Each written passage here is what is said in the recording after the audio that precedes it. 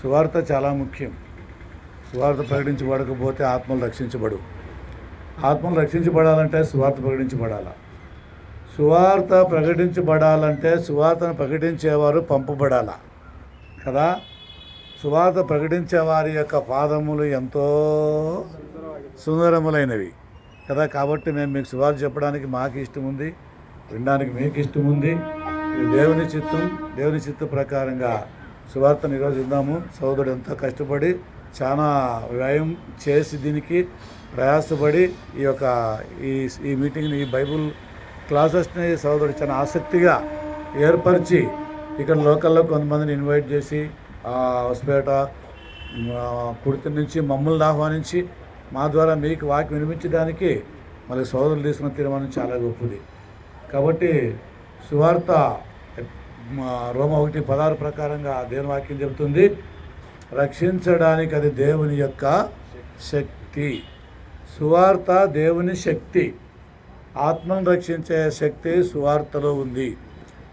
సువార్త అంటేనే good news. ఏమి? శుభవార్త. ఎవరికి శుభవార్త? మానవ కోటికి శుభవార్త, మనుషులందరికీ శుభవార్త. యేసుక్రీస్తు అందరికీ ప్రభు. చూడండి ఎంత బాగుంది కదా. యేసుక్రీస్తు అందరికీ ప్రభు. ఎవరికో ఒక జాతికి, ఒక గుంపుకి, ఒక దేశానికి, ఒక రాష్ట్రానికి సంబంధించినటువంటి యొక్క దేవుడు ఆయన కాడు కదా. ఆయన all is the lord of this universe కదా. ఈ ప్రపంచానికే, ఈ సృష్టికే సృష్టికర్త ఆయన. ఈ సృష్టినే కలుగజేసినటువంటి వాడు ఆయన. నిజదేవుడు, ఒకే ఒక దేవుడు కదా. అందరికీ ప్రభు అయినటువంటి యేసుక్రీస్తు. కాబట్టి తిమోతికి రాసిన మొదటి పత్రిక 2వ అధ్యాయం 4-5 వచనాలను చదివితే అక్కడ ఏముందంటే, మనుషులందరూ రక్షణ పొందాలా అని అక్కడ ఉంది. మనుషులందరూ రక్షణ పొందాలా, తర్వాత సత్యమును గురించినటువంటి అనుభవంలోనికి రావాలా అని అక్కడ ఉంది మాట. అదే మొదటి తిమోతి పత్రిక 1:15 వచనాన్ని మనం గమనిస్తే అక్కడ పాపులను వెతికి రక్షించుటకై క్రీస్తు యేసు లోకమునకు వచ్చానన్న మాట అక్కడుంది కదా. యేసు ప్రభు ఎందుకు లోకానికి వచ్చినాడు? ఇంకా చాలా విషయాలు మనం ఆలోచన చేస్తే 1 యోహాను 3:8 చూస్తే అక్కడ అపవాది యొక్క క్రియలను లయపరచుటకే మనుష్య కుమారుడు ప్రత్యక్షమాయెను కదా. యోహాను సువార్త 18:37-38 చూస్తే సత్యము కొరకు సాక్ష్యం ఇచ్చుటకై నేను పుట్టి తిని అన్నాడు యేసు ప్రభు. కాబట్టి ఈ ప్రపంచములో 1 కొరింథీ 8:5 ప్రకారంగా దేవతలు అనబడిన వారును, ప్రభువులు అనబడిన వారును అనేకులు ఉన్నప్పటికి కూడా మనకు ఒక్కడే ప్రభు, ఒక్కడే దేవుడు, ఒక్కడే ప్రభు, ఆయనే యేసుక్రీస్తు అని చెప్పిన మాటలు అక్కడ ఉంటాయి కదా. కాబట్టి ఆ ఒక్కడే ప్రభు ఈరోజు ఏ మానవులు నశించకూడదని, తన పోలికలో తన స్వరూపములో చేయబడినటువంటి ఏ మానవుడు కూడా నశించి నరకానికి పోకూడదనే ఉద్దేశముతోనే తండ్రి అయిన దేవుని యొక్క సంకల్పం ప్రకారంగా యేసుక్రీస్తు ప్రభు భూలోకానికి మానవుడిగా రావడం జరిగింది. మానవుల యొక్క పాపక్షాపణ కోసం ఆయన ప్రాణం పెట్టడం జరిగింది. ఆ ద్వారా మానవులను రక్షించడానికి ఆయన యొక్క ప్లాన్ ఈ విధంగా నెరవేరిపోయింది. కాబట్టి ఆనాడు, ఈనాడు, ముందు కూడా ఎప్పుడు కూడా యేసుప్రభు చెప్పినట్టుగా బైబిల్ ఏమంటుంది? సర్వ సృష్టికి వెళ్ళండి, సువార్తను ప్రకటించండి, సువార్తను నమ్మి బాప్తిస్మం పొందిన వానికి రక్షణ.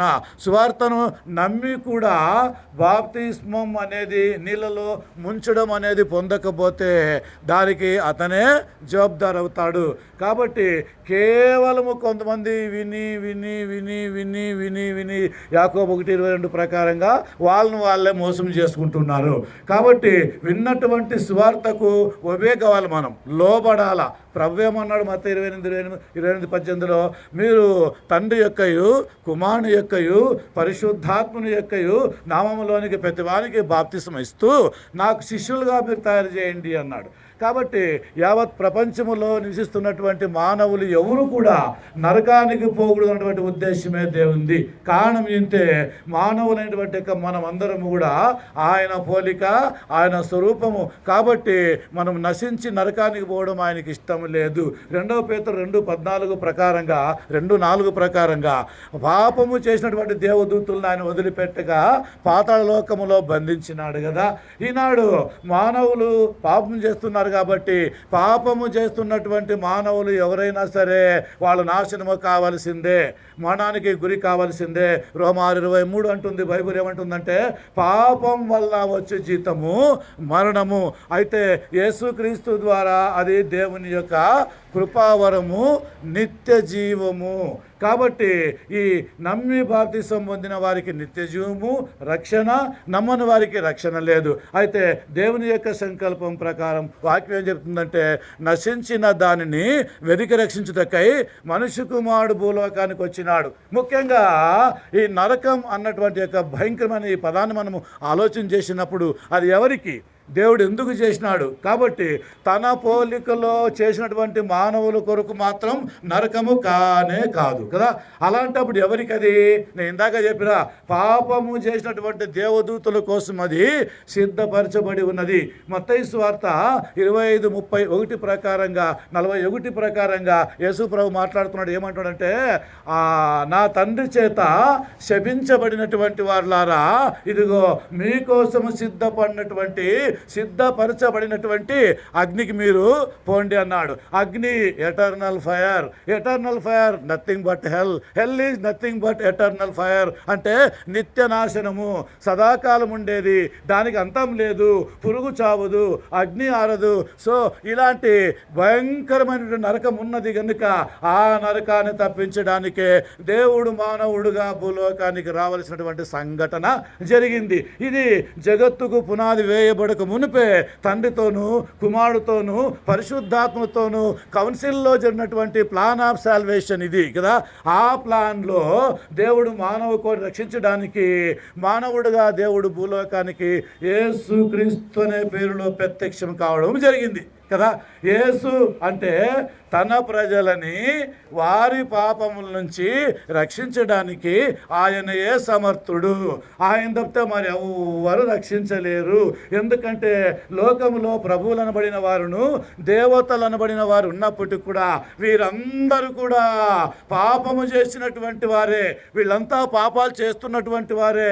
వీళ్ళలో స్వస్థత కొంచెమైనా లేదు, వీళ్ళలో నీతి అసలు లేదు, వీళ్ళు దైవత్వమే లేదు, వీళ్ళు దేవుడు అని చెప్పడానికి అర్హతలే లేవు. కనుక అలాంటి వారితో మానవులకి పాప క్షమాపణ దొరకదు, రక్షణ దొరకదు, మానవులకి మోక్షం అసలే దొరకదు.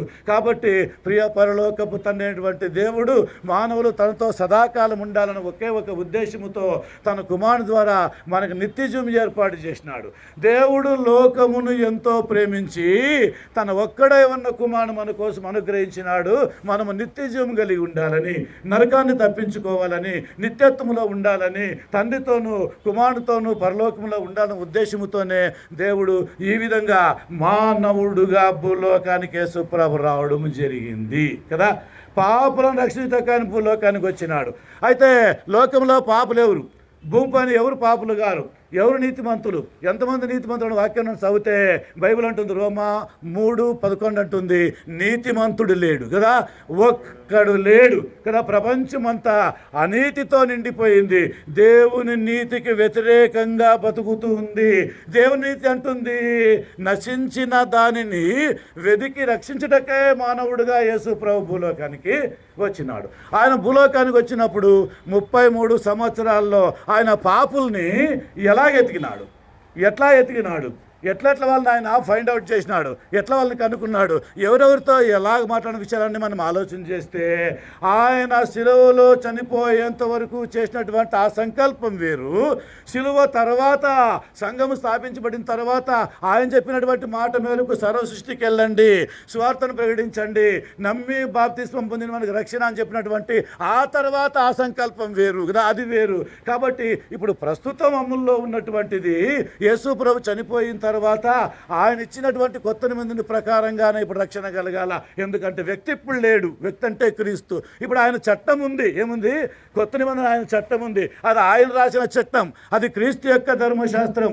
దాని ప్రకారంగానే ఇప్పుడు ప్రతి మానవుడు రక్షించబడాలి. కానీ కదా యేసు ప్రభు దిగి రావాలని కానీ దేవుడు దిగొచ్చి మళ్ళీ నాకు మానవుడిగా కనబడి నా కోసం మళ్ళీ సిలువెక్కి నా కోసం మళ్ళీ చేతుల్లో మేకుళ్ళు కాళ్ళల్లో మేకుళ్ళు కొట్టించుకొని నా కొరకు రక్తం కార్చాలని ఎవరైనా అనుకుంటే అది మూర్ఖత, అది జరగదు. ఎందుకంటే యేసు ప్రభు 2000 సంవత్సరాల క్రితం తన మానవుడిగా భూలోకానికి వచ్చి ఆయన ఏ విధంగా మనుషులతో సంప్రదిస్తూ మాట్లాడుతున్నాడో, పాపుల్ని ఎలాగ హెచ్చరిస్తున్నాడో, పాపుల్ని ఎలాగ ఆయన రక్షిస్తున్నాడో మనం బాగా ఇట్లే గమనించవచ్చు కదా. కాబట్టి ఆ సంఘటనలు 2-3 మీకు చెప్తాను నేను కదా. ఎందుకంటే దేవుడు ఎప్పుడు కూడా మానవులను రక్షించాలనే ఉద్దేశంతోనే ఉన్నాడు కానీ నాశనము చేయాలనే ఉద్దేశంతో లేడు. ఆయన మానవుడిగా లోకంలో జీవించినప్పుడు మంచి విద్యావంతులతో మాట్లాడినాడు కదా, మూర్ఖులతో మాట్లాడినాడు, భయంకరమైన పాపులైన వాళ్ళతో మాట్లాడినాడు, నీతిమంతులతో మాట్లాడినాడు, శాస్త్రులతో మాట్లాడినాడు, పరిసయ్యులతో మాట్లాడినాడు, చాలా ఘోరమైన పాపులైన వాళ్ళతో మాట్లాడినాడు, చిన్న వాళ్ళతో మాట్లాడినాడు, పెద్దవాళ్ళతో మాట్లాడినాడు. ఏ భేదాభిప్రాయాలు లేకుండా అందరితో సమానంగా తన ప్రేమను పంచుకుంటూ పోతున్నాడు. ఇట్లా ఆయన సువార్తను చెబుతూనే ఉంటున్నాడు. ఆయన చెబుతూ అద్భుతాలు చేస్తూ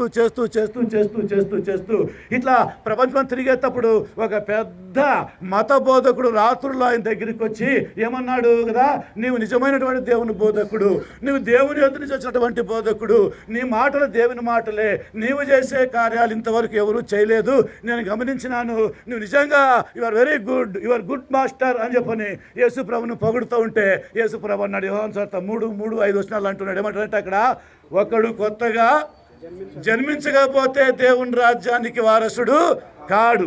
5వ వచనం అంటది, ఒకడు నీటి మూలముగాను ఆత్మ మూలముగాను జన్మించకపోతే వాడు పరలోక రాజ్యాన్ని చూడలేడు. కాబట్టి భూలోకానికి దేవుడు మానవుడిగా వచ్చి పరలోకాన్ని ఎస్టాబ్లిష్ చేసే ప్లాన్లో ఉన్నాడు ఆ రోజుల్లో. ఇప్పుడు ఇంతవరకు సోదరులు చెప్పినారు కదా, ఆ పరలోక రాజ్యం యేసు ప్రభు చనిపోయే లోపల, చనిపోయిన తర్వాత ఎస్టాబ్లిష్ అయిపోయింది భూమి పైన. పరలోక రాజ్యం అంటే సంఘం, దేవుని రాజ్యం అంటే సంఘం, సంఘం అంటే పరలోక రాజ్యం, పరలోక రాజ్యం అంటే దేవుని రాజ్యం, దేవుని రాజ్యం అంటే సంఘం. కానీ పరలోకం వేరు, ఎదట పరలోకం వేరు. మనం ఈ దేవుని రాజ్యంలో ఉంటూ అక్కడ చేరుకునేది పరలోకం కదా. అక్కడ చేరుకోవడానికి ఇక్కడ సిద్ధపడేది పరలోక రాజ్యం. కాబట్టి సంఘంలో మీరు ఉన్నారా? సంఘంలో మీరు లేకపోతే వెంటనే రక్షణ పొందండి. రక్షించబడకపోతే ప్రభు ఎవరిని సంఘంలో చేర్చుకోడు. ఎవరు సంఘంలో లేకపోతే పరలోకానికి పోరు, ఇది వాస్తవం. కాబట్టి అందుకనే యేసు ప్రభు నికోదేముతో ఏమన్నాడు, ఒకడు కొత్తగా జన్మిస్తేనే కానీ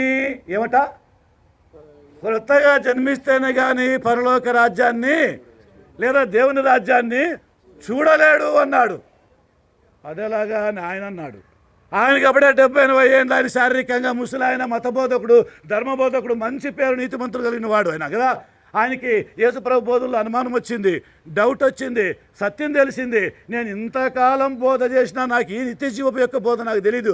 కాబట్టి నేను ఇప్పుడు నిత్యజీవం నాకు ఉందా లేదా ఆయనతో పక్కా కన్ఫర్మ్ చేసుకుందాం అని రాత్రుల్లో రహస్యంగా వచ్చి అడిగితే యేసు ప్రభు చెప్పిన మాట ఏమి, నువ్వు కొత్తగా జన్మించాలా. నువ్వు ఎవరైతే నాకేమి, నువ్వు మనిషే, నువ్వు కొత్తగా జన్మించాల్సిందే.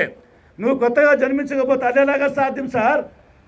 నేను అప్పుడే మానవుడు కొట్టు, నాకు 70 ఏళ్ళు అయినాయి కదా, నేను మళ్ళీ కొత్తగా న్యూ బార్ అంటే ఏమిది నాకు అర్థమే కాలేదే.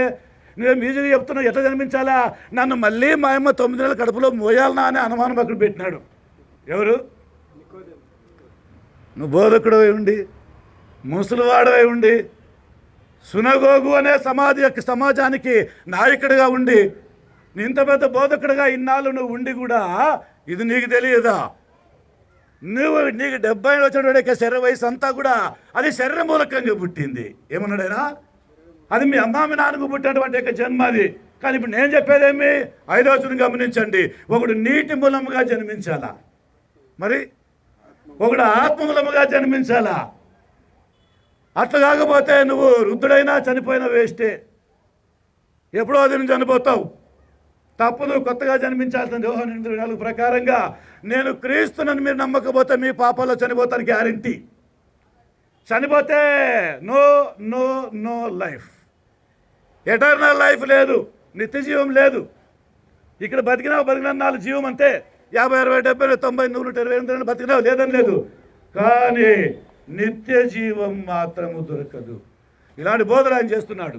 ఇలాగ అద్భుతాలు జరుగుతున్నాయి, మహత్కాలు జరుగుతున్నాయి, చనిపోయినారు లేపబడుతున్నారు, ఏమేమో చేస్తున్నాడు. యేసు ప్రభు చేసేవన్నీ చూసినటువంటి విన్నటువంటి చాలామందికి ఆకర్షణ జరిగింది. యేసు ఎవరు, ఏమని, ఆ యేసు ఎలాగుంటాడు, ఆయన ఎంత ఎత్తు ఉంటాడు, ఆయన ఎలాగ మాట్లాడతాడు, అయ్యా చనిపోయిన వాళ్ళని ఎలాగ లేపుతాడు ఈయన, నీటిపైన ఎలాగ నడవగలడు ఈయన, 5 రొట్టెల్ని 2 చేపలను ఎలాగైనా అద్భుతంగా ఇంతమందికి పంచగలడు. ఆయన చూడాలా. ఎవరిని చూడాలా? ఆయన ఎట్లుంటాడో చూడాలా. ఆయన నేను చూడాలా ఖచ్చితంగా.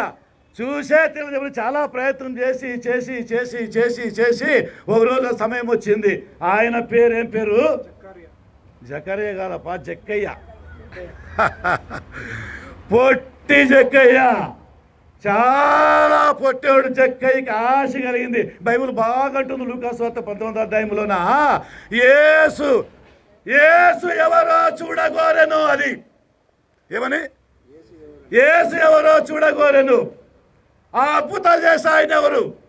ఆ నీటిపైన నడిచిన ఆయన ఎవరు కదా? ఆ నడుమొంగిపోయినటువంటి ఆ స్త్రీ నడుము ముడితేనే ఆమె లేచిందే, ఆయన ఎవరు? చనిపోయిన వారి పాడి ముడితేనే లేచి కూర్చున్నారే, ఆ కార్యం చేసిన వాడు ఎవరు? ఎవరైనా ఆయనను చూడాలా, ఆయనను చూడాలా ఖచ్చితంగా చెప్పండి. ఆశ కలిగి ఒకరోజు వాళ్ళ ఊరికి వచ్చినాడు యేసు ప్రభు. ఎవరి ఊరికి? ఆ జక్కయ్య వచ్చినాడు. ఏదా ఊరేది? లూకా 19వ అధ్యాయంలో ఉంది. ఎరికో. ఏమంట ఎరికో చరిత్ర చదివితే అంత అందమైన ఊరు ఎప్పుడు లేదు, అంత మంచిది. అట్లానే శాపగ్రస్తం అయిపోయింది అది. ఆ ఎరికో యేసుప్రభు వచ్చినాడు. ఎవరున్నారు ఎరికోలో? జక్కయ్య కూడా ఉన్నాడా? చాలా మంది ఉన్నారు. ఎవరితో ఆయనకి పని? అందరితో పని. అందరితో పని అంటే బైబిల్ ఏమంటుంది? అందరూ రక్షించబడాలి కదా, మనసులందరూ రక్షించబడాలి కదా. మరి ఆయన ఆశ కదా, దేవుని ఆశ కూడా అదే కదా. ఇప్పుడు ఈ పొట్టోడికి ఏం ఆశ కలిగింది? పొట్టోళ్ళు చాలా డేంజర్. మీరు ఏమన్నా నమ్మండి, నాకు పొట్టోళ్ళు బలి అనుభవం. చాలా దెబ్బలు తిన్నా పొట్టోలు తిన్నాను. యేసుప్రభు చాలా ఎత్తటి మనిషి, 6 అడుగుల మనిషి అంటే యేసుప్రభు. ఆయన వెయిట్ 78 కేజీలు బతికినప్పుడు చాలా అందగాడు. ఈ పొట్టోడు ఆయన చూడాలని. ఎవరిని? ఆయన చూడాలా. ఒకసారి చూడాలా. నేను ముగిసే లోపల ఈయన చూడాలా అంటే ఒకసారి వచ్చేసింది. అబ్బో ఎట్లుందో ఈయన ఆశ అంటే కీర్తన 42వ అధ్యాయం 1వ ప్రకారంగా ఉంది. ఎట్లా? దుప్పి నీటి వాగుల కోసం ఆశపడినట్టుగా దేవా నా ప్రాణము నీ కోసం ఏమవుతుందట? తాహతాలు ఎప్పుడు వస్తావా నువ్వు మళ్ళీ మా ఊరికి? నేను చూడాలనుకుంటే వెళ్ళిపోయినావు మళ్ళీ కదా. మళ్ళీ ఎప్పుడు వస్తావు? వచ్చేసింది, టైం వచ్చేసింది. చాలామంది ఆయన అనుకున్నారు, రమ్మని బతిమాలుతున్నారు. నా ఇంటికి అని చెప్పిన అందరూ ఆయన వెనక తండాలుగా గుంపులుగా పోతుంటే ఆయన ఊరికే మాట్లాడుతూ పోతా ఉన్నాడు. ఇవి ట్రై చేసినాడు. ఎవరు? చూసాకి ఆయన చూడాలని. ఎంతలా ఉన్నాడు, ఎంత ఎత్తున్నాడు, ఎట్లున్నాడు, కోటు ఎట్లా ఏ కలర్లో ఉన్నాడు. ఆ యూదులు చాలా అందగాళ్ళు కదా. వరల్డ్లోనే అందగాళ్ళంటే యూదులు ఇప్పటికి కూడా, ప్రపంచంలోనే అందగాళ్ళంటే వాళ్ళే. ఎంత బాగుంటాడు చూడాలి ఆయన అని వేసుకొని కూసుకానుగా ఇప్పుడు కూర్చున్నాడు కదా. ట్రై చేసినాడు గుంపుల్లో, ఎగిరలేక చూడలేక సాధ్యంగాక ఎట్లయినా చూడాలా. ఏం చేయాలా? ఎట్లయినా ఆయన చూడాలా అని ఆయన ఆ రోడ్లో వస్తాడు. దాన్ని అట్లే పసిగట్టి ఆ చెట్టుకి కూర్చున్నాడు. ఇట్లా వస్తాడు గ్యారెంటీగా అయినా చెప్పని. వీని ప్రయాసం అంతా ఎవరు చూస్తున్నారు? ఎప్పుడూ జక్కయ్యతో మాట్లాడలేదు, జక్కయ్యతో ఎప్పుడు కలవలేదు, జక్కయ్యతో సంభాషణే లేదు. అయితే ఇప్పుడు ఏమైంది? సరాసరి వచ్చేసి మా చెట్టు కింద నిలబడుకున్నాడు. వీళ్ళందరూ ఎన్నుకున్న వాళ్ళందరూ ఏమి చెట్టు కింద నిలబడినాడు. ఎవరు వాడిని చూడలే, ఎవరిని? వీళ్ళందరూ ఎవరు పొట్టని చూడలే. ఈయన చూసినాడు. జక్కయ్య దిగాయి త్వరగా అన్నాడు. అప్పుడు అందరూ చూసినారు పైకి. ఈయనకి ఎట్లా తెలుసు? ఆ చెక్క వాని పేరు ఎట్లా తెలుసు? వాడు అక్కడుంది ఎట్లా తెలుసు? అంతా తెలుసు ఆయనకి. ఎంత తెలుసు ఆయనకి? 139 కీర్తనలో మొదటి 7 వచనాలు ఏమంటే అన్నీ తెలుసు ఆయనకి. ఇంకా ఏమి తెలుసు అంటే, నీవు నన్ను కలుగు చేసిన విధము కూడా నీకు బాగా తెలుసు. నీవు నన్ను కలుగు చేసిన విధమును నేను చూడగా నాకు హ్యాపీ కదా? ఎంత బాగా చేసినాడు, నాకు హ్యాపీ అనడా? కాదు కాదు కాదు కాదు. నీవు నన్ను కలుగు చేసిన విధమును నేను చూసినప్పుడు నాకు భయం, ఆశ్చర్యం. నువ్వు నన్ను ఇంత అద్భుతంగా చేసినావా?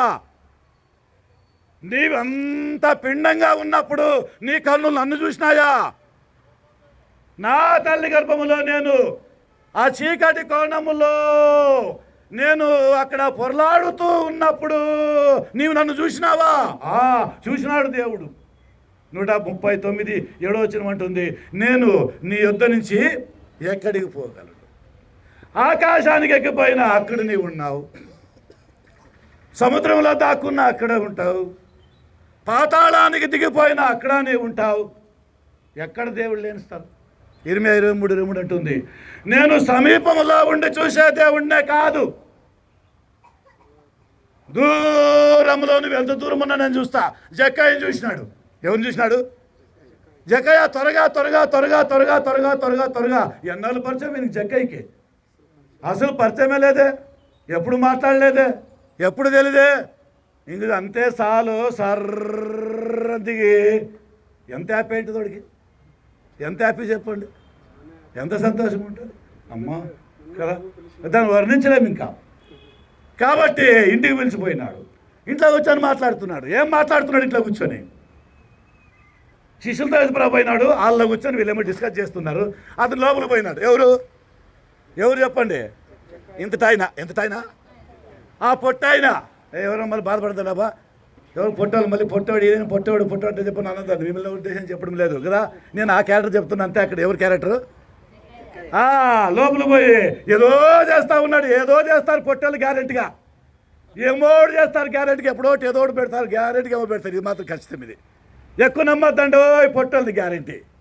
చాలా హుషారుడు వీళ్ళ విషయంలో మాత్రం. బివేర్ ఆఫ్ డాగ్స్ అంటారు చూడు. నేను కుక్కలు భయపడి వీళ్ళకే భయపడదు ఎక్కువ.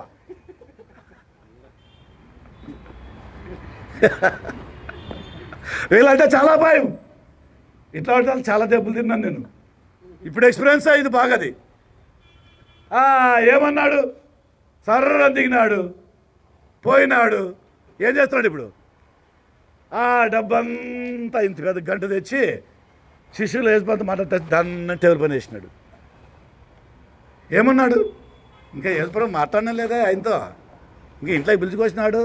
కూర్చున్నారు, మాట్లాడుతున్నారు. ఇప్పుడు అంటాడు, అయ్యా ఇదంతా ఏదంతా? ఇదంతా ఏదంట? మీరు బైబిల్ చదివితే ఇదంతా అన్యాయం సొమ్ము అంటే ఏమన్యాయం సొమ్ము? ఇదంతా నేను గవర్నమెంట్ కట్టాల్సింది. ఇది దేనికి?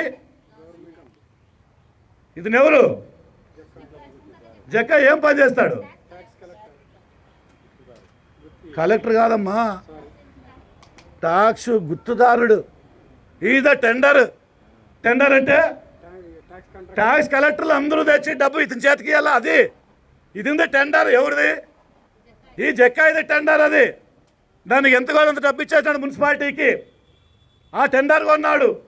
ఇప్పుడు కలెక్టర్లంతా ఆ డబ్బు కలెక్ట్ చేసుకొచ్చి ఈయన చేతికి ఇవ్వాలా. వాళ్ళకి ఆయన జీతాలు ఇస్తాడు.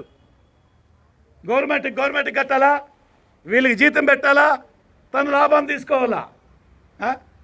ఇంక టెండర్ తీసుకున్నాడు కదా, ఇంక వాళ్ళకైనా కట్టాలా. డబ్బులు ఎంత భయంకరమైన డబ్బులు. లంచాలు బాగా సంపాదించినాడు. ఇదంతా అదే. యాది ఈ డబ్బంతా అదే. 12 ఎట్ల మొక్కలు చూసుకుంటారు వాళ్ళు. ఎవరు మొక్కలు చూసుకుంటారు? వీని మొక్కలు చూస్తారు, ప్రభుత్వం చూస్తారు, వీళ్ళు మొక్కలు చూసుకుంటారు. అరే ఇది అందరా వీడేంది ఇట్లా తయారైపోయినని చెప్పని. ఎట్లా తయారైపోయినాడు? అదంతా అన్యాయం సొమ్మంట, అదంతా మోసమంట, ఇదంతా లంచాలదంట. అయ్యో వీడు సామాన్యుడపు, అందుకే పొట్టేలు నమ్మకూడదంట.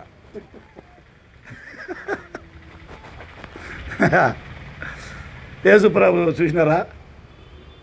నేనిక నుంచి ఎవరితోనైనా, ఇప్పటి నుంచి ఎవరితోనైనా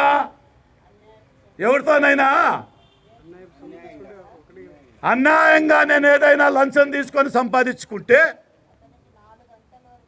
100 రూపాయలు తీసుకుంటే 500 ఇస్తానన్నాడు ఎనికి. 500 తీసుకుంటే 2500 3000 ఇచ్చేస్తాను ఎనికి అన్నాడు. 5,000 తీసుకుంటే 20,000 ఇచ్చేస్తాను అన్నట్టుగా అయిపోయింది లెక్క. ఎంత త్యాగమో. ఇలాంటి వారు కావాలి యేసుప్రభు. ఆవిడ యేసుప్రభు చూసినాడు అన్ని. చూసినారా? ఇతడు కూడా అబ్రాహాము కుమారుడే. నేను వచ్చింది ఎవరి కోసం? నశించిన ఇశ్రాయేలీయులు అబ్రాహాము యొక్క సంతానం కోసం వచ్చిన. అట్లు నశించిపోయిన వారిలో ఇతడు ఒకడు. మళ్ళీ శిష్యులను అన్నాడు, నేడు ఇంటికి ఏం చేసినాడు? ఆడు బాప్తిసం పొందినాడా? లేదే. ఏం చేసినాడు? మారు మనసు పొందినాడు, పశ్చాత్తాపన్నాడు, పాపాన్ని ఒప్పుకున్నాడు, విడిచిపెట్టేసినాడు. అప్పుడు ఇంకా యేసు ప్రభు బాప్తిస్మం అమలులోకి రాలేదు. ఏం రాలే? యేసు ప్రభు యొక్క బాప్తిస్మం ఇంకా అమలులోకి రాలేదు కదా. ఇంకా ఆయన బతికే ఉన్నాడు కదా. డైరెక్ట్గా క్షమించేస్తాడు ఇక ఆయనకి ఇంకా పవర్ ఉంది.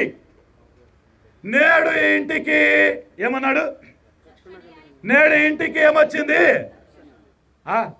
బాగినండి. బైబిల్ ఏమంటుంది తెలుసురా? ఆత్మ చెప్పుచున్న మాటలు చెవులు గలవాడు వినుగాక. మీరు దయచేసి చెవిటోలు మాత్రం కావద్దండి. ఏమన్నాడు యేసు ప్రభు?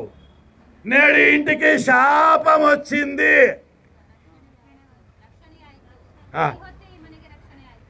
ಇವತ್ತೇ ಈ ಮನೆಗೆ ಏನಾಯ್ತು? ರಕ್ಷಣೆ ಆಯ್ತಾ? నాశనం ఆಯ್ತಾ? ఏం చెప్పాలి యేసు ప్రభు? అందుకనే పాత నిబంధన ప్రకారంగా మారు మనస్సుకు మించినటువంటి పశ్చాత్తాపం మరొకటి ఉండదు. అయితే కొత్త నిబంధన డిఫరెంట్. కొత్త నిబంధన షుడ్ బి బ్యాప్టైజ్. తప్పకుండా బాప్తిజం పొందాల్సిందే. ఎందుకంటే ఇప్పుడు చట్టం ఉంది.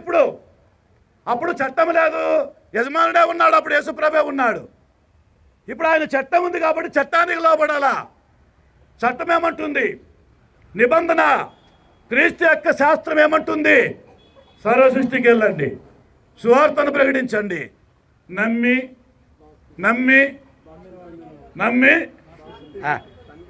కొంచెం బాగినడప్ప, నమ్మి బాప్తిస్మం పొందుకోకున్నటువంటి వారికి రక్షణ. మీరు బాగినలేదు, మీకు చెవులు లేవు. మీకు చెవులు ఉంటాయి కాబట్టి చెప్పండి. నమ్మి బాప్తిస్మం పొందిన వానికి రక్షణ లేదు. చెప్పండి. ఆ రక్షణ ఉంది. ఎవరికి ఉంది? నమ్మిన వారికి ఒకటే కాదు, నమ్మి బాప్తిస్మం పొందిన వారికి ఊరికే నమ్మితే కాదు. అట్లు ఊరికే నమ్మితే ఏదో చేస్తున్నటువంటి కాలం అది జరిగింది చక్కకి ఇప్పుడు కదా. నేను ఇంకా ఎవరితోనైనా ఎప్పుడైనా అన్యాయముగా ఏదైనా తీసుకుంటే ఏమన్నాడు? ఇది చేయను, ఇక నేను తప్పులు చేయను, ఇక నేను పాపం చేయను. యేసు ప్రభుకి ఇది కావాలా? నశించిన దానిని వెదికి రక్షించుటకై మనుష్య కుమారుడు భూలోకానికి వచ్చినాడు. ఒకసారి యెరూషలేము గుండా ఆయన సమరాయను దాటుకొని బయలుదేరుతా ఉన్నాడు, పోతా ఉన్నాడు. దారిలో వస్తా సుకారా అనే ఒక బావి దగ్గర నిలబడినాడు ఆయన. అది మధ్యాహ్నం కదా. అక్కడ నిలబడుకున్నాడు, దాహం అయింది బాగా. శిష్యులేమో ఊర్లో సమరలోకి ఆహారం కోసం వెళ్ళినారు వాళ్ళు. ఈయనేమో బావి పైన ఎండకు కూర్చున్నాడు. అక్కడ ఒక స్త్రీ వచ్చేసిందండి. మీకు ఎవరికైనా తెలిసింటే నాకు చెప్పండి, మీకు తెలీదని నేను చెప్పడం లేదు, నేను నా అనుమానం మీతో కనుక్కుంటున్నాను అంతే. ఎన్నాళ్ళు యేసుప్రభుకి ఈమెతో పరిచయం ఉంది? ఎప్పుడైనా యేసుప్రభు ఈమెతో ఇంతకు ముందే కలిసినాడా కదా?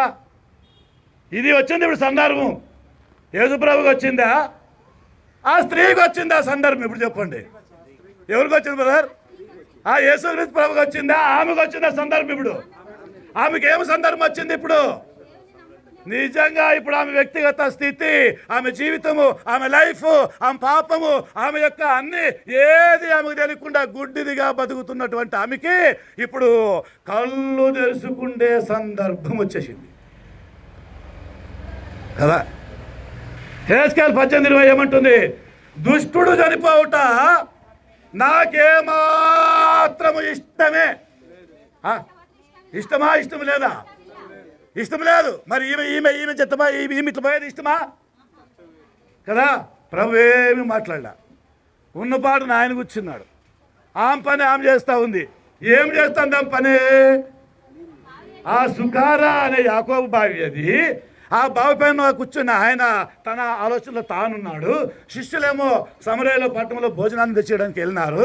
ఈ మాత్రము ఆమె నీళ్ళు చేదుకుంటూ ఆమె అతన్ని గమనించింది, బాగా గమనించింది. ఎవరిని? యేసుప్రభు. అందుకే అంటారు, నువ్వు యూదుడు కదా, మేము సమరయులు కదా. అట్లా చెప్పాలంటే ఊరికే కాదు, అబ్జర్వ్ చేస్తున్నారు చెప్పేది. అబ్జర్వ్ అవుతా మరి చెప్పదు. అమ్మా నాకు కొంచెం తప్పుగా అయింది తల్లి. ఏమన్నాడు? ఎండకి చాలా అలసిపోయినా నడుచుకొని వచ్చి కొంచెం నీళ్ళు ఇస్తే నా దాహము తీరుతుంది, కొంచెం నీళ్ళు ఇయ్యమ్మా అన్నాడు. మిమ్మల్ని ఎవరైనా నీళ్ళు అడిగితే ఈరా, అబద్ధం చెప్పొద్దండి. ఎన్నిసార్లు తెచ్చుకోపో అనలేదు మీరు. ఏం నా నీళ్ళే కావాలి, అందుకే నేను 20 రూపాయలు పెట్టి కొనుక్కున్నాను. ఏం 30 కొనుక్కోలేవా అని అనలేదా? ఏదో పని చేయబెట్టుకొని చెప్పండి అన్నారా లేదా? అనొద్దండి ఇక్కడి నుంచి.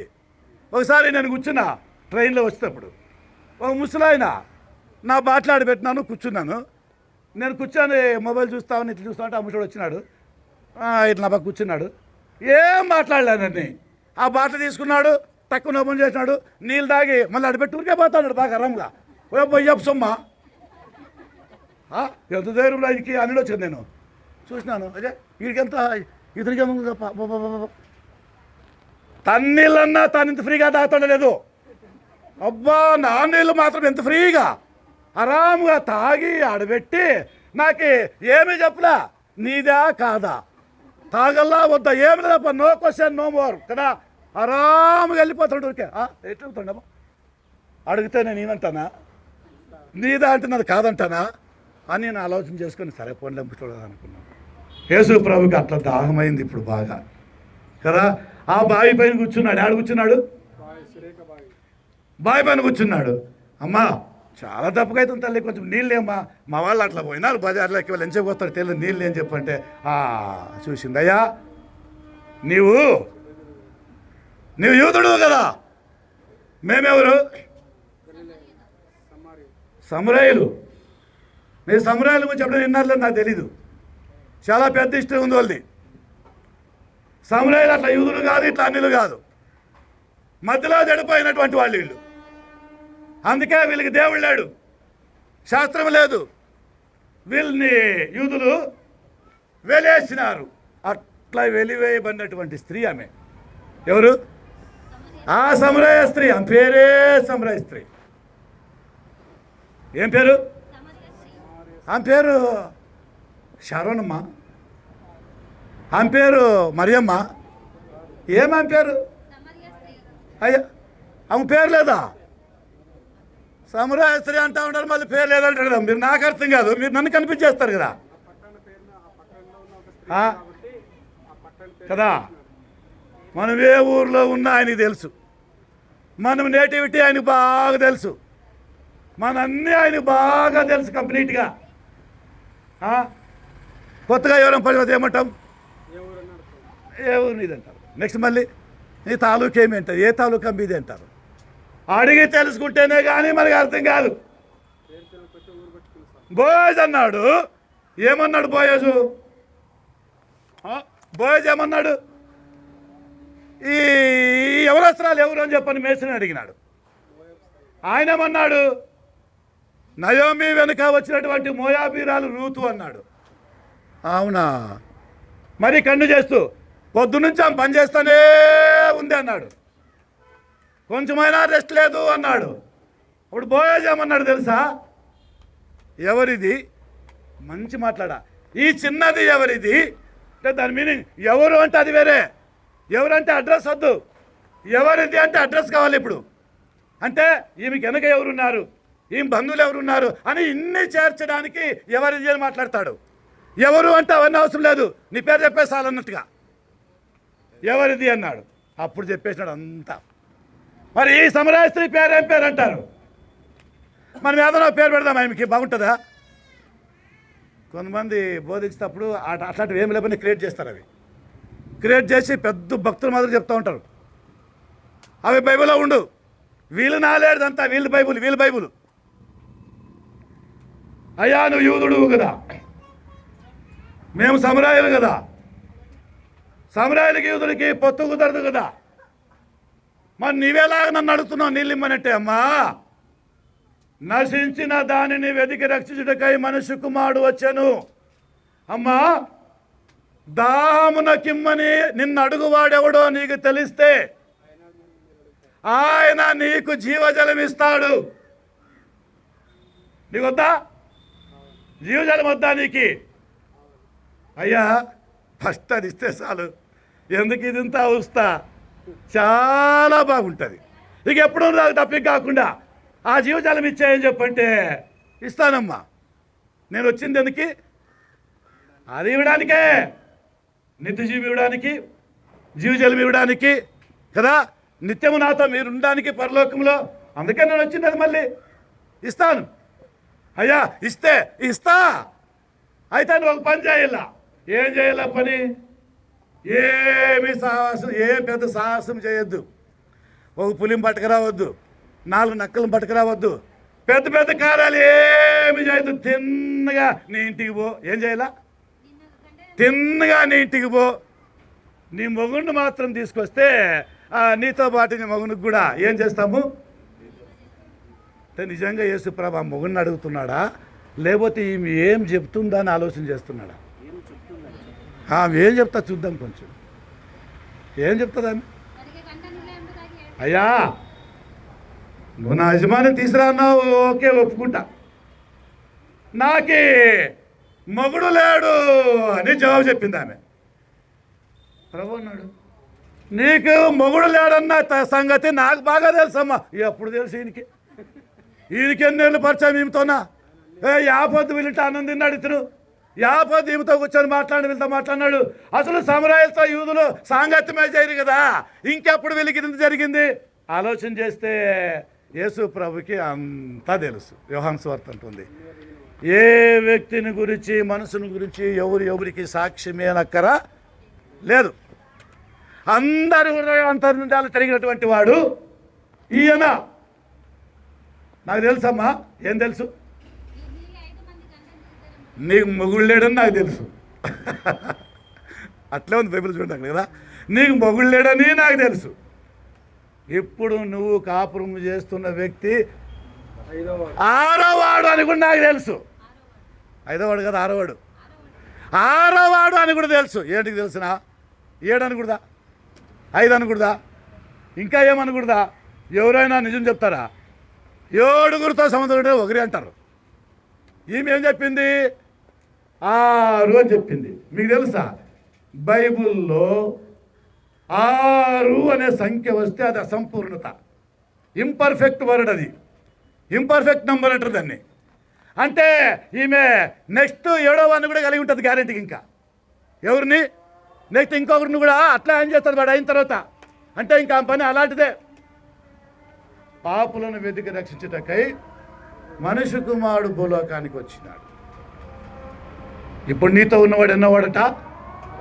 6వ వాడు. ఇప్పుడు ఆమె మీరు చెప్పండి, ఎట్లా స్టన్ అవుతుంది ఆమె? ఎట్లా ఆశ్చర్యం అవుతుంది ఆమె? అబాబాబాబాబాబాబాబాబా దిక్కులన్నీ చూసి అంతకు పైన చూసి కాదు చూసి అయ్యప్ప నా కథ అంతా బాగా తెలిసిందే. ఎవరైనా రాండి రండి రండి రండి రండి రండి రండి రండి ఊరంతా పిలుచుకొచ్చింది. ఎక్కడికి? ఇది సువార్త. ఈ సువార్త నమ్మే వాళ్ళకే మేలు జరుగుతుంది కదా. నేను చెప్పినా కదా, 1 తిమోతి 1:10 ఏమంటది? పాపులను వెతికి వెతికి వెతికి రక్షించడం కోసమే మనుష్య కుమారుడు భూలోకానికి వచ్చినాడు. ఊరోళ్ళంతా నమ్మేసరికి అయిపోయింది. ఆమె చేసిన పని. జక్కయ్యకి రక్షణ ఇచ్చినాడు, సమరయ స్త్రీకి ఏమిచ్చినాడు? జీవజలము ఇచ్చేసినాడు. మరి ప్రియులారా, మీరు గుర్తుపెట్టుకోండి, మీకు నిత్య జీవం దొరికిందా? జీవజలము అనే వర్డ్ ఆఫ్ గాడ్ మీకు దొరికిందా? క్రీస్తు దొరికినాడా? దేవుని వాక్యం మీకు దొరికిందా? యోహాను 7:37 ప్రకారంగా నా యందు విశ్వాసం ఉంచువాని యొక్క కడుపులో ఏడంట, కడుపులో ఏం బొరులుతాయినాడు? ఏడప్ప ನೀವು ಸುಮ್ಮನೆ ಕುಂತ್ಕೊಂಡ್ಬಿಟ್ರಿ, ಎಲ್ಲ ನಾನೇ ಹೇಳ್ಬೇಕೇನು? ಸ್ವಲ್ಪ ಹೇಳ್ರಿ. ಇಷ್ಟು ಮಂದಿ ಬೋಧಕರು ಇದ್ರಿ, ಒಂದು ಮಾತು ಮುಂದಕ್ಕೆ ಹೇಳಂಗಿಲ್ಲ ನೀನು. నా యందు విశ్వాసం ఉంచువాని యొక్క కడుపులో జీవజల నదులు పొంగి పారుతాయి. అబ్బోబ్బోబ్బోబ్బోబ్బో, ఇప్పుడు ఆమె కడుపులో ఏమొచ్చినాయి? జీవజల నదులు బయటకు వచ్చి సమరయ ఊరినే తెచ్చేసింది అడిగి. అమ్మోయ్, వాళ్ళందరూ అప్పుడు యేసుప్రభుని తీసుకొని పోయి వాళ్ళ ఊరిలో కొన్నాళ్ళు పెట్టుకొని వాక్యాన్ని విని సమరయులంతా దేవుణ్ణి నమ్మేసినారు. అప్పుడు క్రీస్తు బాప్తిస్మం అమలులోనికి ఇంకా రాలేదు. ఎందుకంటే ఎవరున్నారు అక్కడ? ఆయనే ఉన్నాడు. ఇంకొక ఇన్సిడెంట్ మాత్రం చెప్తాను, నా టైం అయిపోయింది, వీళ్ళు ఇచ్చిన టైం అయిపోయింది దానికి. ఇంకొక ఇన్సిడెంట్ మాత్రం చెప్తాను. మరియమ్మ, ఆయన పేరు ఏం పేరు? మరియమ్మ. మరియమ్మలు 6 మంది ఉన్నారు బైబిల్లో. ఇక్కడ ఒక మరియమ్మ, ఆమె వేశ్య. ఎవరిట? ఆమె వ్యభిచారి స్త్రీ. యేసు ఫలానా చోట్లో ఉన్నాడని ఆమెకు తెలిసిపోయింది. ఎక్కడున్నాడు ఆయన ఇప్పుడు?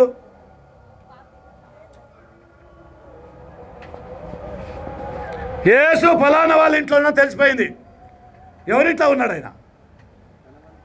ఎవరు ఆయన భోజనానికి పిలిచినారు? లూకాసు వార్త 7వ అధ్యాయంలో ఉన్నాడు ఆ వ్యక్తి. సిమోను. తోకలేదు అతనికి. అతను సిమోనే అంతే, అతనికి తోకలేదు. ఈ పేదరికి నుండి తోకుండేది, అతను తోకలేదు అతనికి. అది ఓన్లీ సిమోన్ అంతే. అతను ఆ సిమోను ఎవరు? మా పరిసయ్యుడు, నిష్ఠ కలిగిన వాళ్ళు. మీకు తెలుసా? పరిసయ్యుల యొక్క చరిత్రలో సద్దూకయ్యులు చాలా నిష్ఠ. అందులో రబ్బీలు అనబడే ఈ బోధకులు ఇంకా నిష్ఠ. ఎంత నిష్ఠ అంటే, పొద్దున ఒకవేళ ఇంటించి వాళ్ళకి బయలుదేరితే పలానా పల్లెటూరుకు పోవాలంటే ఆయన కళ్ళకి నల్ల బట్టు కట్టుకొని పోతాడట. ఏం చూడకూడదు ఆ కళ్ళతో? స్త్రీలను చూడకూడదు. మెయిన్ స్త్రీలను చూడకూడదు. మీరే చెప్పండి, నల్ల బట్ట కట్టుకుంటే ఏమన్నా కనబడుతుందా? కట్టుకొని తను ఎక్కడ పోలో అక్కడ పోతా ఉండాలా. మీరు ఆలోచన చేయండి, ప్రయాణం ఎట్లుంటుంది? ఇది సుగమంగా ఉంటుందా, కష్టంగా ఉంటుందా? ఎంత కష్టం అంటే, ఈ చెట్టుకి తగులుతాడు, అయ్యి చెట్టుని ఇట్లా తిరుగుతాడు, మళ్ళీ పోయి ఆడపోయి రాదు, మళ్ళీ కింద పడతాడు, అయ్యి రాని బయలుతాడు. వాడు చేడే ఊరికి చేరే లోపల ఆ బట్ట ఉప్పుకొని చూస్తే కాళ్ళకి దెబ్బలే, చేయిలకి దెబ్బలే, ముక్కుకి దెబ్బలే, తలకాయకి దెబ్బలే, అంతా రక్తమే. ఎందుకంటే వీళ్ళు పరిసయ్యులు, రబ్బీలు, బోధకులు. వీళ్ళు కనీసం ఊరికే కానీ చూడకూడదంట స్త్రీల్ని. అంత నిష్ఠ కలిగినటువంటి సీమోన్ ఇంట్లో యేసు ప్రభు ఉన్నాడు. ఆయన భోజనం పిలుచుకున్నాడు. శిష్యులతో పాటు ఆయన కూర్చొని భోజనం చేస్తూ ఉన్నాడు. ఈ సంగతి ఎవరికి తెలిసింది? మరియమ్మ తెలిసింది. ఇప్పుడు ఆమె ఏం చేసింది? అమ్మా, కొంచెం మీరు చరిత్ర చదివితే బాగుంటుంది. కొన్ని చరిత్రలు చదవాలా, అప్పుడు తెలుస్తుంది. ఎప్పుడే కానీ వ్యభిచారి స్త్రీలు పరిశైలింటి అడుగు పెడితే మరణమే, ఖచ్చితంగా వాళ్ళకి సావే. ఇంకా ఇంతవరకు ఎప్పుడే కానీ మా ఇంటికి అడుగు పెట్టిందే కాదు ఆ స్త్రీ. ఎట్లొచ్చిందో ధైర్యం? ఎవరిచ్చినారు ఈ ధైర్యం? ఎట్లా కలిగింది ధైర్యం? న్యూస్ వినింది, పోయింది. ఎక్కడికి పోయింది? ఆ ఇంటికి పోయింది. చేతులు పోయిందా? చేతులు ఏం పట్టుకొని పోయింది? ఎంత తైలమట అది, ఎంత దాని యొక్క ఎత్తక్కడ చెప్పినాడు, కొలత చెప్పినాడు అక్కడ కదా. 1.5 ఎంతట 1.5 కిలో 2 కేజీలు అయితే 2 కేజీలు అవుతుంది. అంత బుడ్డిలో తైలం అత్తరు అబ్బో అత్తరు గురించి చెప్తా నాకు నిద్ర రాదు, ఇంకా అయిపోయింది. ఇంకా అబ్బో ఆ స్మెల్ ఇంక పోదే పోదు. ట్రైన్లో పోతుంటే ఒకసారి నేను చెప్పకూడదంటే వస్తా, ఏం చేయాలి తక్కువ మరి. ట్రైన్లో పోతుంటే ఒకసారి ఒకటి ఎర్రంగి ఎవరు ఈ దుబాయ్ నుంచి వచ్చిన వాళ్ళు కొంతమంది ఎవరు ఇరానీ వాళ్ళు కూర్చొని అత్తరు అమ్ముతూ ఆ అత్తరులో తడిపినటువంటి ఒక తెల్ల బ్లడ్ అంగి ఒక మీటర్ 2 నాకు షర్ట్ కానీ నా పైన క్లేసినారు అంతే పైనకి. నేను ఇట్లా చూసిన. అప్పుడు నాకు 20 ఏండ్లు. ఎంత అప్పుడే పెళ్ళి అయింది నాకు, అప్పుడే 20 ఏండ్లు అప్పుడు నాకు. అది వేసినారు. వేస్తే అది గమ్ము అని వస్తుంది. నీకే తీసుకో అన్నాడు. నా ఊరికే వద్దన్నాను నేను. 50 రూపాయలు అన్నాడు. అది ఎక్కువ అన్నాను. 20 అన్నాడు. అది కూడా నచ్చలేదన్నాను. అందుకే ఊరికే తీసుకోపో అన్నాను. అట్లా ఊరికే వద్దని తీసుకొని అన్నాను నేను. లాంటి 10 రూపాయలు బేరం కుదిరింది. అది ఎన్ని తీసుకున్నా. దాన్ని మీరు నమ్ముతారో మీరు నమ్మండి నమ్మకపోండి చెప్తాను చూడండి. ఆ షర్టు కుట్టుకొని నేను వేసుకున్నాను, రెడ్ షర్టు కుట్టుకొని వేసుకున్నాను. అది ఏం అదృష్టమో, ఏం దరిద్రమో, ఏం డేంజరో ఇన్ని జరిగినాయి అది వేసుకున్నప్పుడు. ఒకసారి ఆ అంగీని చూసిన అంటే దున్నుపోతానికి పడింది. ఒకసారి ఆ అంగీని చూసి దున్నుపోతానికి పడింది. ఒకసారి దాన్ని ఎట్లా తప్పించుకున్నా. ఒకసారి 3 కుక్కలంటే పడినాయి ఆ అంగిని చూసి. లేప ఇది చాలా డేంజర్ అనుకుని వద్దప్ప అంగి అని చెప్పని దాన్ని తీసి ఇంట్లో పెట్టి వద్దు ఇది వద్దని చెప్పని ఇంకా వేసుకోలేదు. ఇంట్లో ఉంటే బాగా ఎవరికైనా ఇస్తే కూడా ఏమవుతుంది, వాళ్ళని కొడతాయి గ్యారెంటీగా. వద్దు ఈ కథ అని చెప్పని ఆ అంగిని ఎవరికి తెలియకుండా, మా నాన్నమామకి తెలియకోకుండా, మా భార్యకి తెలియకోకుండా దాన్ని తీసుకొని దిబ్బులో పారేస్తాను అంతే. ఏడా మా ఇంటికి ఏదైనా దుబ్బు అప్పుడు ఉండా. మీరు నమ్ముతారు లేదో, పొద్దున్న లేచిన బయటకు వచ్చినా ఎక్కడి నుంచో సెంటు వాసన వస్తుంది. ఎక్కడి నుంచి సెంట్ అంటే ఎక్కడి నుంచి సెంటు అంటే ఎక్కడంటే ఆ వాసన ఎట్లా వస్తుంది అట్లా లేకపోతే ఆ దుబ్బుకే పోయింది కరెక్ట్గా. ఆ దిబ్బులో ఉంది సెంటు. అమ్మ డేంజర్ కాబట్టి వద్దపోయి ఈ డేంజర్ వద్దు అనుకుని తీసేస్తామంటే మనసు రాదు, వేసుకుంటామంటే భయము, అన్ని రకరకాల ఆందోళనలు దాంట్లో పుట్టేసినాయి. సరే ధైర్యం చేసి తీసుకొని దాన్ని మా సుందరికి వేసిన. మా కొడుకు సుందర వేసుకున్నాడు. వానికి బాగా వాడు ఏమెవరికి భయపడు, వాడు దయ్యాలకు దయ్యవాడు. ఇంకా వాడు కొన్నాళ్ళు వేసుకొని అది మెత్తగా అయిపోయి చినిగిపోయింది. చినిగిపోతే దాన్ని మళ్ళీ చినిగిపోయిందని మళ్ళీ ఆ దుబ్బులేక పారేసినాం. చినిగిపోయినా కానీ దుబ్బులు ఆ సెంటు వాసన పోలేదు. అట్లాంటి సెంటు తీసుకొచ్చింది ఈమె. ఎట్లాంటి సెంటు? అంతకంటే విలువైన అత్తురు తెచ్చింది. 2 కేజీలు అంత సేరున్నర అత్తురుంటే. యేసుప్రభుకి ఎదురుగా సీమోను కూర్చున్నాడు. సీమోనికి ఎదురుగా యేసుప్రభు శిష్యులంతా కూర్చున్నారు. మెయిన్ డోర్లో ఆమె వచ్చింది. ఆయన పాదాలు వెనక్కి పెట్టి కూర్చుంటాడు కదా, వెనక్కి పడుకుంది, ఏడుస్తా ఉంది, కన్నీళ్ళు తుడుస్తా ఉంది. ఇదంతా అనుకున్నాడు ఆ సీమోను. ఈయనేం ప్రవక్త, కాళ్ళు ఎవరు ముట్టింది తెలీదా, ఆమె ఎవరో తెలీదా, ఈయన ఒక ప్రవక్త. పోయి నేను పిలిచినట్టు నీటిగా చెప్పినట్టుగా లోపల బాధపడుతున్నాడు. ఈమె కన్నీళ్ళతో తుడుస్తా ఉంది. కన్నీటితో నిన్ను అభిషేకింతును నా ప్రభువా నా దేవా. ఇదేం పశ్చాత్తాపం, ఇదే మారు మనసు. నా దేవా నా దేవా నా దేవా అని ఆయన కాలు మొక్కుతుంది. దీన్ని చూసినటువంటి ఆ పరిసైడు చీ వద్దురా అబ్బా, ఈయన వద్దురా అబ్బా, ఈయన లేకపోతే చాలరా అబ్బా, ఈయనేం ప్రవక్తను అయినా ఇంత దరిద్రురాలు, ఇంత పాపాత్మురాలు, ఇన్నేళ్ళ నుంచి వేశ్య సాంగత్యము, వేశ్య చెడిపోయిన స్త్రీ, ఏ భేదము లేదు, అందరూ పాపం చేసినటువంటి వాళ్ళ ఆమె కూడా ఒకటి కదా. అరగంట అవుతాను ಸಾಕಲ್ಲ ಆಮೇಲೆ ನಾನು ಬೈಕಬೇಡ ಮತ್ತೆ ನನ್ನ ಟೈಮಲ್ಲಿ ನೀನು ತಗೊಂಡ್ಬಿಟ್ಟು ಅಂತೇಳಿ ಏನೋ ಹೇಳ್ತಿದ್ನಲ್ಲಪ್ಪ. ఆమె కూడా పాపంలో ఒకటి కదా. సీమోను, నేను ఒక క్వశ్చన్ అడగల. మీరు ఎవరినైనా మొక్కలు చూస్తే ఫీలింగ్ చెప్పేస్తారా? చెప్పలేదా? అయ్యో నేను చెప్తాను, మొక్కను చూస్తే వీడు దొంగోడే అంటాను, వీడు అసాధ్యుడే అంటాం. అంటే మనకే ఇంత ఉంటే ఇంకా ఆయనకి ఎంత ఉండాలి యేసుప్రభుకి కదా? ఆ ఫీలింగ్ చూసి సీమోన్ లోపల పోరాటం, యాకోబు 4:1 ప్రకారంగా పోరాటం యుద్ధం జరుగుతుంది లోపల. ఏం యుద్ధము?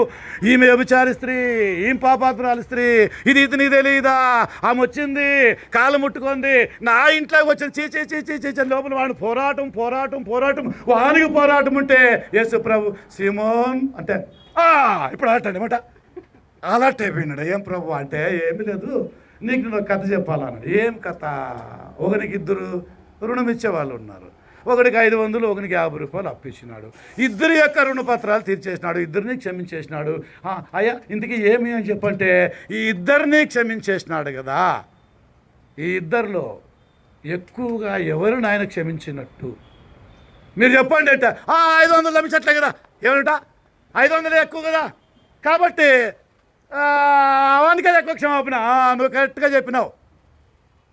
నువ్వు 50 రూపాయలు లెక్క, ఈమె 500 లెక్క. కాబట్టి అక్కడ 50 నెగ్లెక్ట్ చేసిన 500 నేను సెలెక్ట్ చేసుకున్నా. ఈమె 500 లాంటి పాపి, ఎక్కువ పాపాలు చేసింది కాబట్టి ఎక్కువ క్షమాపణ ఆమెకి. నీవు పాపి అంటున్నావు, నీ పాపాలు బావు, నువ్వు వింతే అయిందా? క్లోజా? అప్పుడు సరే ఆమె లేచి సమాధానంగా ఇంటికి వెళ్ళిపోయింది. అంతే. ఆయన ఇబ్బంది పడుతున్నాడు, ఈమెమో సమాధానంగా వెళ్ళిపోయింది. పాపులను వెతికి రక్షించుటకే యేసు ప్రభు భూలోకానికి వచ్చినాడు. చాలా నీతిమంతులు కదా, శాస్త్రులు, పరిచయాలు, చాలా పెద్దలు, చాలా గొప్పలు కదా. ఆవిడికి గెస్ట్ వయసు, ఆవిడికి వయసు ఇష్టం. ఆవిడికి నిన్న మగలిగా దొడ్డు మగలిగా ఏడమ్మా నేను మడగలు ఏడమ్మ సోపా ಎಷ್ಟು వయసు? అట్లా పిల్లలు కూడా రాళ్ళు తీసుకొని వచ్చారు ఆమెను కొట్టేకి. 9 ఏండ్లు, 3 ఏండ్లు, 10 ఏండ్లు, వాళ్ళతో పాటు 30 ఏండ్లు, 20 ఏండ్లు, 40 ఏండ్లు, 50 ఏండ్లు అందరూ చేతుల్లో రాళ్ళు పట్టుకొని వచ్చినారు కొట్టేకి. ఎవరిని కొట్టేకి? మరేమని కాదు, మీరు మరేమంటారు? ఎవరో వ్యభిచారంలో పట్టుబడినటువంటి ఆ స్త్రీని యోహాను 8:11 మాట ఉంటుంది కదా. ప్రభుత్వాలు చెప్పిన మాట ఎట్లా తెలిసిన? వ్యభిచారం చేస్తుండగా అంట. పోయమ్మ ఇది చెప్పే స్టైల్ ఎట్లా చూడు, వ్యభిచారం చేస్తుండగా అంట. అంటే వీళ్ళు చూసినారు చేసేది. కొంతమంది నేను చూస్తూ ఉంటాను, తప్పు చేసింది, పాపం చేసింది, చేసింది, నువ్వు చూసినా అంటే చూడలా చెప్పినారు ఇన్నానంట. ఇట్లా ఎంతమంది లేరు? అట్లాగ పోయినాడు వీడు కూడా. వీళ్ళందరూ కూడా ఏమన్నారు? వ్యభిచారం చేస్తుండగా పట్టుబడింది. మరి ధర్మశాస్త్రంలో అయితే 40 రాళ్ళతో లేదా 39 రాళ్ళతో కొట్టి చంపాలని ఉంది కదా. అమ్మా ఇగో పెద్ద రాళ్ళు తెచ్చినాం, అట్లా రాళ్ళు కాదు, 2-3 కొడితే అవుట్, మిగిలిదంతే. ఇప్పుడు మేము ఈమెను చంపాలా వద్దా? ధర్మశాస్త్రం ప్రకారంగా వ్యభిచారం స్త్రీని పట్టబడింది కాబట్టి ఆమెను కొట్టాలా వద్దా? మీరేమంటారు? మీరు మహాబోధకులు కదా, గొప్ప బోధకులు కదా, చాలా పెద్ద బోధకులు కదా. ఓ అబ్బా మీరు పరలోకపు యొక్క మర్మాలు చెప్తున్నారు కదా, పరలోక రాజ్యం, దేవుని రాజ్యం అని ఓ పెద్ద ప్రగల్భాలు చెప్తున్నారు కదా. ఇప్పుడు చెప్పండి సార్, చూద్దాము, ఈమెను కొడదామా వద్దా? అమ్మ నాకు ఆయాసం అయిపోయింది. నువ్వు చెప్పాప, రాళ్ళతో వాళ్ళు కొట్టాలా వద్దా? కొట్టాలా వద్దా? డైరెక్ట్గా చెప్పాయి, కొట్టాలా వద్దా? కొట్టకూడదు కదా. మళ్ళీ వాళ్ళకి ఎందుకు కొట్టాలనిపించింది? నిజంగా ధర్మశాస్త్రం మీరిందని కాదు, మీకు ఇంకా పాయింటే అర్థం కాలేదు. ఆమె తప్పు చేసిందని కాదు, ధర్మశాస్త్రం మీరిందని కాదు, ఇవన్నీ వంకలే. ఇవన్నీ వంకలే ఏమా? అదే యేసు ప్రభుని శోధిస్తా ఉందామే, శోధించడానికే ఇవన్నీ. లేకపోతే వాళ్ళెవరు? యేసు ప్రభు ఏమన్నాడు? రాస్తా ఉన్నాడు, వాళ్ళ పదే చెప్తా ఉంటాయని అన్నాడు. ఒకసారి తలకాయ ఎత్తి ఏమన్నాడు?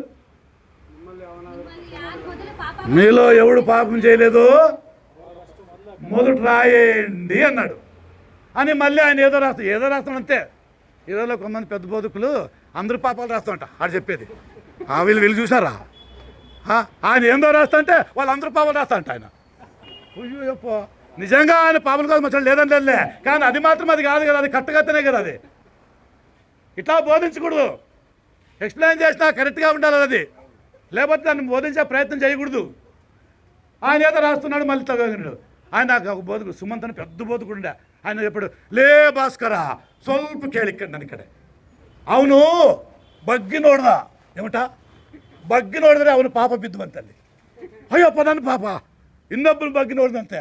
అట్లా అందరూ చూసి పోయినట్టు. అట్లా లేదు బైబుల్లో. అక్కడ బైబుల్ ఏముంది? ఎందుకు వాళ్ళు రాళ్ళు పారేసినారు? కాదు, వాళ్ళు రాళ్ళు ఎందుకు పడినారు చెప్పండి. పోనీ రాళ్ళు ఎందుకు పారేసారు వాళ్ళు? మీలో మొదట ఎవడు పాపము చేయలేదు వాడే రాయండి అన్నాడు. ఆలోచన చేస్తున్నారు. ఏమైనా చెప్పింది? మేము అడుగుతా ఉంటా ఏం చెప్పింది ఆయన ఏం చెప్పింది? ఓయ్ నాకెందుకు వచ్చింది అప్ప ఇది పీకులాట. ఒకానొకప్పుడు ఈమెతో పాపము చేసింది కూడా వీడే కదా. అందుకనే ఆమె పాపము చేసిందని నువ్వంటే నువ్వు మరి ఆమెతో చేసిన మళ్ళీ నిన్నేం చేయాలా? ఇప్పుడు ఆమె ఎవరు? వ్యభిచారి స్త్రీ. అక్కడున్న వాళ్ళ చాలా మంది ఆమెకు సంబంధం ఉంది. వాళ్ళందరూ ఇప్పుడు రాళ్ళు తెచ్చినారు. కారణం ఇంతే, యేసునితో శోధించడానికి అంతే. అందుకనే రాళ్ళన్నీ పారేసినారు, వెళ్ళిపోయినారు. వాళ్ళందరూ వెళ్ళిపోతే నేను తలెత్తి చూసినాడు. ఆడెవరున్నారు? ఇక ఒక్కతే ఉంది. సంబోధన స్త్రీలతో మాట్లాడేది సంబోధన ఎంత అందంగా చూడండి. అక్కడ ఆయన ఎంత బాగా మాట్లాడతారు చూడండి. ఏమ్మా నీకెవరు శిక్ష విధింపలేదా అంటే ఆమె అయ్యా భయపడుకుంటూ ఈయన ఒక్కడు వదిలిపెడితే నేను బతికిపోతా. ఇంకా ఇంతమంది వదిలిపెట్టినారు కదా, ఇక ఈయన ఒక్కడు వదిలిపెడతాను ఏమవుతాను? బచావ్ అయినట్లే. ఇంకా అయ్యా లోపల వదిలిపెట్టయ్యా, నన్ను వదిలిపెట్టయ్యా అన్నట్టుగా లోపల లేదయ్యా అని తడబడుకుంటూ అన్నప్పుడు నేను కూడా నీకు శిక్ష విధించలేదు. Go with peace don't sin again అన్నాడు. మళ్ళీ ఇంక పాపము చేయొద్దు. లేదయ్యా వెళ్ళిపోయింది. ఇది ఆయన బతుకున్నప్పుడు కొన్ని నేను చెప్పిన. ఇట్లా డైరెక్ట్గా ఆయన క్షమిస్తాడు, రక్షిస్తాడు, పాపాలు తీసేస్తాడు. అది ఆయనకి ఆ పవర్ ఉంది. మత్తయి 9వ అధ్యాయం ప్రకారంగా బాగు చేయడానికి, స్వస్థపరచడానికి, పాపాలు క్షమించడానికి ఆయనకేముంది? కాబట్టి క్షమించేస్తాడు ఆయన అందరినీ. అట్లా చాలా చేసినాడు ఆయన. ఆఖరికి ముగింపు శిలువ ఎక్కేసినాడు. ఇంకా ఎడా శిలువలో ఎక్కేసినాడు. కాళ్ళని ఎత్తుండే ఏమనుకోద్దండి, నాకు చెప్పండి కొంచెం వద్దులే. శిలువలో వేస్తూ ఉన్నాక ఆయన ఏమన్నాడు?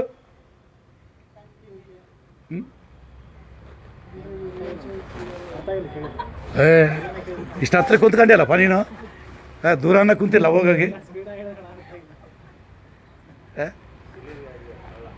మీరేం ఒకసారి గుడ్డి యోసేపు బోధకుడు బొస్పేటకు వచ్చినాడు. నన్నేం కాదు కదా, రెండు కన్నులే గుడ్డి. ఆయన పూర్తి బోధకుడు వాక్యం చెప్తాడు. ఆయన వాక్యం చెప్తున్నాడు. ఆయన మొదట చెప్తాడు, నేను గుడ్డోడిని, నాకు కళ్ళు కనపడవు, బైబుల్ బాగా చదవాలా, నాకు దగ్గర కూర్చొని చదవాలా, తప్పులు చదివితే చేత రప్పని కొడతా అంటాడు ముందుట. మరి కన్నేం కనపడబట్ట, ఏం కనపడట? కన్ను కనపడబట్ట. మరి మీరు తప్పులు చదివితే కొడతాడంట. నాకు అర్థం కాలే, ఏంది చెప్పేది? కన్ను కనపడబట్టాడు, తప్పులు చదివితే కొడతాను అంటాడు. అమ్మాయి దొంగ గుడ్డాడు అనుకుంటే నేను, ఈ ముసలాడు దొంగ పో అనుకుంటే, కాదు నిజంగా కన్ను లేవు పాపం. ఎంత పర్ఫెక్ట్గా చెప్తున్నాడు తెలిసిన అతనే. ఏం చదువుతున్నావు? తప్పు బుద్ధి గుడ్డోడా నేనా నువ్వు గుడ్డోడా అన్నాడు. అంటే ఎప్పో ఇద్దరు చదువుశారు గుడ్డలా పోయింది దగ్గర కొడతా చూడన్నాడు. ఇంకోసారి తప్పు చదివితే కొడతాను చూడు గ్యారెంటీ కట్టే వీడు మెల్లగా అక్కడ దూరం పోయినాడు కదా. అవునా కదా? ఏం శివరాజ్ నగాపరం అట్లా అయ్యో నాతో టెన్షన్లోకి వచ్చినావు కదా నువ్వు. ఏమో చెప్తే సిలువ ఎక్కినాడు. ఎడెక్కినాడు? చేతుల్లో మేకులు కొడుతున్నారు, కాళ్ళలో మేకులు కొడుతున్నారు. ధనా ధనా అని కింద పండుగబెట్టే మేకులు కొడుతున్నాగానే ఆయన ఏమన్నాడు?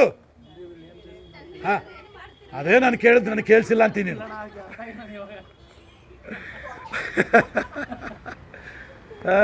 తండ్రి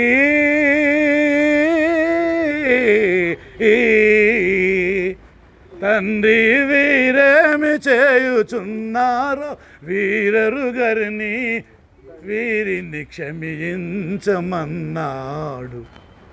ఎప్పుడు చెప్పినాడు ఈ ప్రార్థన ఎప్పుడు చేసినాడు ఆయన? లాస్ట్కి అయిపోయింది.